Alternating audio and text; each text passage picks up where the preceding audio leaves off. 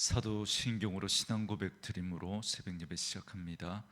전능하사 천지를 만드신 하나님 아버지를 내가 믿사오며 그 외아들 우리 주 예수 그리스도를 믿사오니 이는 성령으로 잉태하사 동정녀 마리아에게 나시고 본디오 빌라도에게 고난을 받으사 십자가에 못 박혀 죽으시고 장사한 지 사흘 만에 죽은 자 가운데서 다시 살아나시며 하늘에 오르사 전능하신 하나님 우편에 앉아 계시다가 저리로서 산자와 죽은 자를 심판하러 오시리라. 성령을 믿사오며 거룩한 공회와 성도가 서로 교통하는 것과 죄를 사하여 주시는 것과 몸이 다시 사는 것과 영원히 사는 것을 믿사옵나이다. 아멘. 이 아침에 우리에게 주시는 하나님의 말씀은 열왕기하 23장 31절에서 24장 7절 말씀까지. 열왕기하 23장 31절에서 24장 7절 말씀까지. 말씀 찾으셨으면 한 목소리로 같이 읽습니다. 요아스가 왕이 될 때 나이가 23세라 예루살렘에서 석 달간 다스리니라. 그의 어머니의 이름은 하무달이라 림나 예레미야의 딸이더라. 여호아스가 그의 조상들의 모든 행위대로 여호와 보시기에 악을 행하였더니 바로 누고가 그를 하마 땅 니블라에 가두어 예루살렘에서 왕이 되지 못하게 하고 또 그 나라로 은 100달란트와 금 1달란트를 벌금으로 내게 하고 바로 누고가 요시야의 아들 엘리야김을 그의 아버지 요시야를 대신하여 왕으로 삼고 그의 이름을 고쳐 여호야김이라 하고 여호아스는 애굽으로 잡아갔더니 그가 거기서 죽으니라. 여호야김이 은과 금을 바로에게 주니라. 그가 바로 누고의 명령대로 그에게 그 돈을 주기 위하여 나라에 부과하되 백성들 각 사람의 힘대로 액수를 정하고 은금을 징수하였더라. 여호야김이 왕이 될 때 나이가 25세라 예루살렘에서 11년간 다스리니라. 그의 어머니의 이름은 스미다라 루마 부다야의 딸이더라. 여호야김이 그의 조상들이 행한 모든 일을 따라서 여호와 보시기에 악을 행하였더라. 여호야김 시대에 바벨론의 왕 느부갓네살이 올라오매 여호야김이 3년간 섬기다가 돌아서 그를 배반하였더니 여호와께서 그의 종 선지자를 통하여 하신 말씀과 같이 갈대아의 부대와 아람의 부대와 모압의 부대와 암몬 자손의 부대를 여호야김에게로 보내 유다를 쳐 멸하려 하시니 이 일이 유다에 임함은 곧 여호와의 말씀대로 그들을 자기 앞에서 물리치고자 하심이니 이는 므낫세의 지은 모든 죄 때문이며 또 그가 무죄한 자의 피를 흘려 그의 피가 예루살렘에 가득하게 하였음이라. 여호와께서 사하시기를 즐겨하지 아니하시니라. 여호야김의 남은 사적과 행한 모든 일은 유다 왕 역대 지략에 기록되지 아니하였느냐. 여호야김이 그의 조상들과 함께 잠에 그의 아들 여호야긴이 대신하여 왕이 되니라. 애굽 왕이 다시는 그 나라에 나오지 못하였으니 이는 바벨론 왕이 애굽 강에서부터 유브라데 강까지 애굽 왕에게 속한 땅을 다 점령하였음이라. 아멘. 오늘은 함께 읽으신 열왕기하 23장 31절에서 24장 7절 말씀을 중심으로 기울어져 가는 유다라는 제목의 말씀으로 잠시 은혜를 나누겠습니다. 하나님을 잘 경외한 요시야 왕의 종교 개혁에도 불구하고 무너져가는 남유다의 멸망을 되돌이킬 수 없었습니다. 그래서 어제 말씀 23장 26절에 보시면 하나님은 므낫세의 죄악으로 인해 경노하셔서 남유다에 대한 진로를 돌이키지 않으신다라고 말씀하십니다. 그러니까 므낫세 왕 때의 타락으로 인해서 하나님은 남유다를 심판하시기로 뜻을 정하신 것입니다. 비록 요시야의 종교 개혁으로 많은 부분의 개선이 있었지만 므낫세 시대를 거치면서 남유다는 회복 불능의 상태가 된 겁니다. 어제 말씀은 또한 요시야의 갑작스러운 죽음에 대해서 말씀합니다. 요시야는 애굽과의 무기또 전투에서 전사합니다. 이는 사실 요시야의 잘못된 판단으로 인해 벌어진 일이라고 할 수 있습니다. 당시 아수르는 신흥 강대국 바벨론에 의해서 멸망 직전에 있었습니다. 이에 애굽 왕 바로 느고는 그런 신흥 강대국 이 바벨론을 견제하기 위해서 아수르를 돕고자 군대를 출격시켰습니다. 그야말로 고대 근동의 삼국시대라고 할 수 있는 급변하는 그런 정세 가운데 이스라엘이 놓여져 있었던 것입니다. 그래서 아수르, 바벨론, 애굽 이 세 나라가 패권을 차지하기 위해서 대결전을 치르고 있었습니다. 그런데 이 고래 싸움에 그만 남유다가 새우등이 터지고 만 것입니다. 요시야는 아수르를 멸망시키려는 바벨론을 돕고자 무기또에서 애굽 군대를 가로막았던 겁니다. 결국 애굽 군대와 전쟁에서 유다는 패배하고 요시야는 그 전쟁에서 전사하고 말았습니다. 이는 요시야의 잘못된 판단으로 인해서 벌어진 일이라고 할 수 있지만 결국은 하나님의 말씀대로 그는 남유다의 멸망을 보지 않게 됩니다. 하지만 요시야가 죽음으로써 남유다의 마지막 등불이 꺼졌다라고 할 수 있습니다. 그래서 남유다는 급격히 멸망으로 치닫게 됩니다. 오늘 본문은 요시야의 두 아들 여호아하스와 여호야김의 통치에 대해서 말해줍니다. 먼저 23장 31절부터 34절은 여호아하스에 대해서 말씀합니다. 여호아하스는 아버지 요시야가 무기또 전투에서 전사하자 백성들에 의해서 왕으로 세움을 받게 됩니다. 그렇지만 그는 3개월 만에 애굽으로 끌려가 거기서 죽습니다. 그러니까 애굽이 그 바벨론을 견제하기 위해서 아수르를 돕기 위해서 갈그미스 전투에 이렇게 참여합니다. 그 중간에 무기또 전투에서 이 요시야 왕이 죽죠. 그래서 요시야 왕을 죽이고 애굽의 군대가 무기또까지 가서 거기서 아수르와 함께 이 바벨론과 전쟁을 하다가 전쟁에서 밀리고 그래서 전쟁을 잠시 중단하고 다시 애굽으로 돌아가는 그 길에 그 이스라엘을 이제 남유다를 지나가는데 보니까 이 자기 마음대로 이제 여호아하스를 왕으로 세운 겁니다. 백성들이. 그러니까 왜 마음대로 왕을 세웠느냐라고 하면서 애굽의 바로가 그 여호아하스를 이렇게 포로로 끌고 가고 대신에 여호야김을 왕으로 세우게 됩니다. 그래서 여호아하스는 이렇게 3개월밖에 나라를 통치하지 못하고 애굽으로 끌려가서 거기서 죽게 됩니다. 그래서 그의 여호아하스의 통치는 이게 전부입니다. 그가 정확하게 어떤 인물이었고 어떤 일을 하였는지에 대해서 별다른 언급이 없습니다. 다만 본문 23장 32절에 보면 여호아하스는 그의 조상들의 모든 행위대로 악을 행하였다 그럽니다. 아버지 요시야와는 달리 악한 왕들의 뒤를 따랐다라는 것입니다. 그런데 여호아하스는 여호야김의 동생입니다. 차남인 여호아하스가 장남인 여호야김을 제치고 왕위에 오른 겁니다.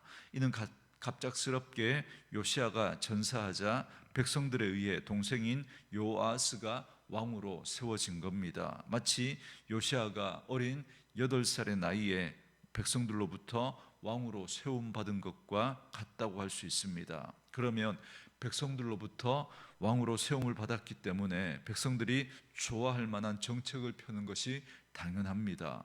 그런데 아버지 요시야와의 다른 점은 뭐냐면 요시야를 왕으로 옹립한 백성들은 경건한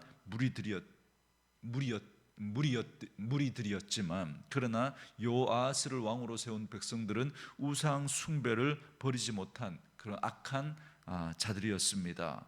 그들은 요시야의 개혁에도 불구하고 우상 숭배에서 떠나지 않았던 자들입니다. 그런 백성들에 의해서 세워진 왕이었기 때문에 여호아하스의 정책은 보나마나 그 백성들이 좋아할 만한 그런 정책들을 폈던 것이죠.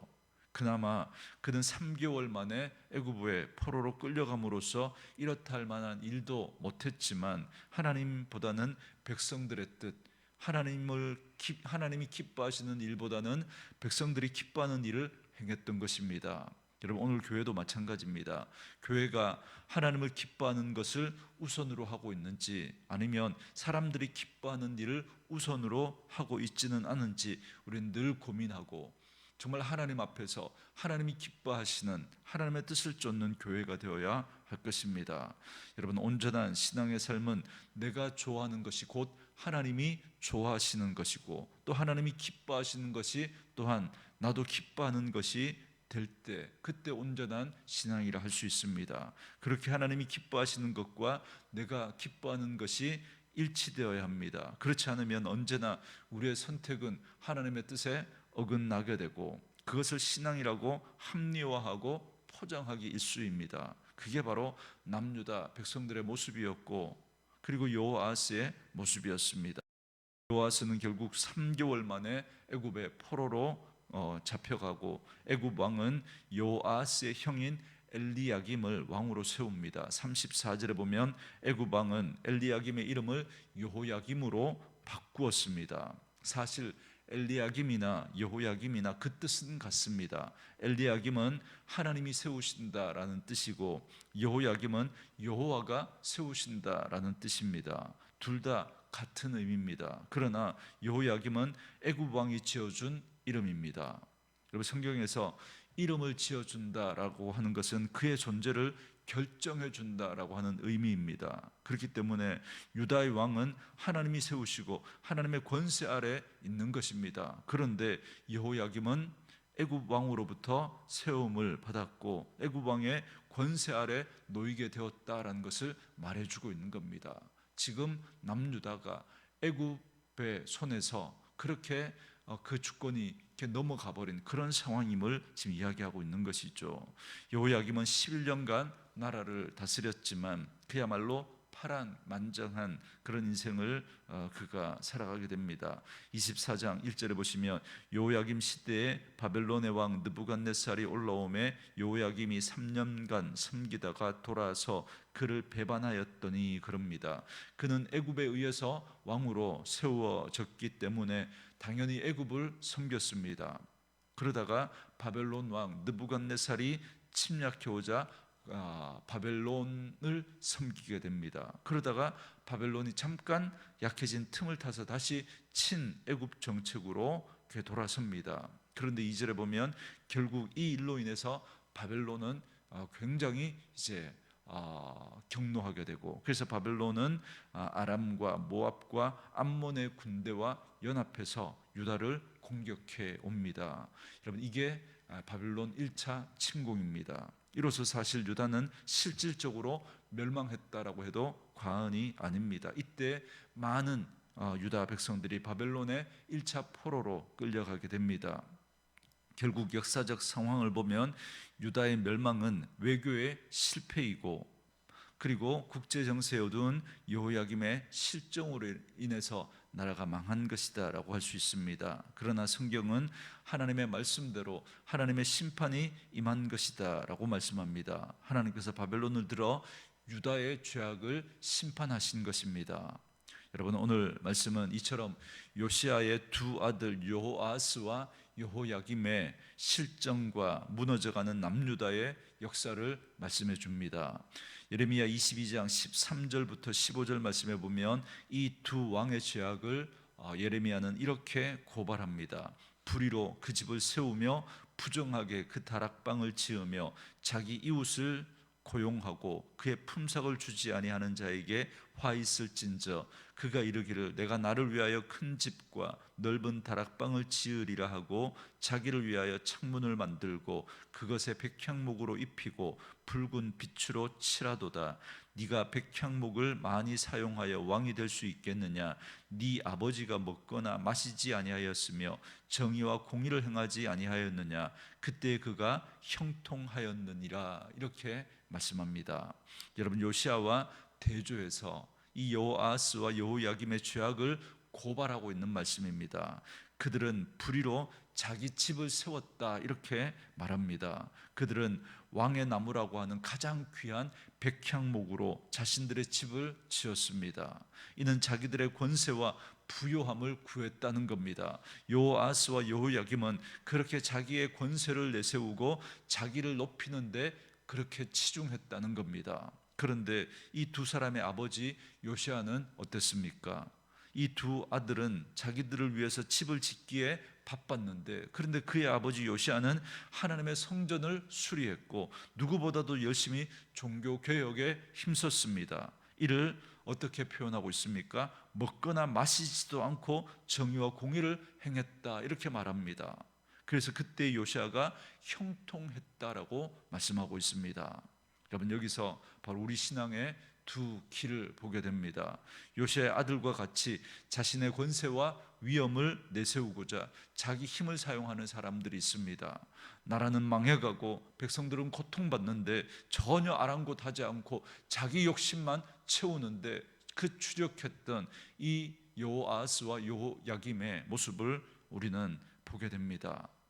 오늘날도 마찬가지입니다. 사람들은 오로지 자신들을 위한 삶을 살아갑니다. 자기가 원하는 바를 이루기 위해서 어떤 불의도 서슴지 않습니다. 지금 여러분 뉴스를 통해서 들려오는 온갖 이야기들이 바로 이런 이야기들이 아닙니까? 이웃의 고통에 무관심하고 오로지 자기 욕심만 채우려고 하는 그런 모습이 바로 오늘 이 세상의 모습입니다. 우리 그리스도인들은 어떤 삶을 살아야 합니까? 요시아처럼 정말 하나님이 기뻐하시는 일에 우리가 마음 써야 합니다. 요시아처럼 먹지도 마시지도 못하면서 정의와 공의를 위해서 헌신했던 그의 삶을 우리가 묵상하면서 오늘 우리 그리스도인들의 삶이 바로 그와 같은 삶이 되어야 함을 우리 다시 한번 생각하게 됩니다. 이렇게 요시아는 하나님의 뜻에 순종하고자 먹지도 마시지도 못하고 희생하며 헌신했는데 바로 그런 삶을 하나님은 형통한 삶이다라고 말씀합니다. 이것이 바로 성경이 말씀하는 형통입니다. 그러므로 오늘 우리는 다시 형통한 삶이 무엇인지 그 기준을 바로 세워야 합니다. 내 생각대로 되는 것이 형통이 아니라 하나님이 함께 하시는 삶이 형통인 줄 믿습니다. 여러분, 세상에 떵떵거리고 잘 먹고 잘 살고 내 욕심을 채워가는 그 일에, 내 집을 아름답게 꾸미는 그 일을 하는 것이 형통이 아닙니다. 하나님의 뜻을 따라 살고자 때로는 먹지도 못하고 입지도 못하고 마시지도 못하는 그 일을 겪을 수도 있습니다. 그러나 그 중에서도 하나님의 뜻을 구하고 하나님의 집을 세우는 그 삶을 살아갈 때 하나님이 그의 인생 가운데 함께 하시고 하나님은 그 삶을 형통한 삶이라고 말씀하십니다. 그러므로 바라기는 요시아와 같이 오직 하나님의 말씀에 순종하고 더욱 하나님의 나라와 의를 구하며 헌신하는, 진정으로 하나님이 함께 하시는 형통의 삶을 살아가는 저와 여러분의 삶이 되어줄 수 있기를 주님의 이름으로 축원합니다. 주신 말씀 묵상하시면서 이 찬양 함께 부르시며 기도하는 시간 갖겠습니다.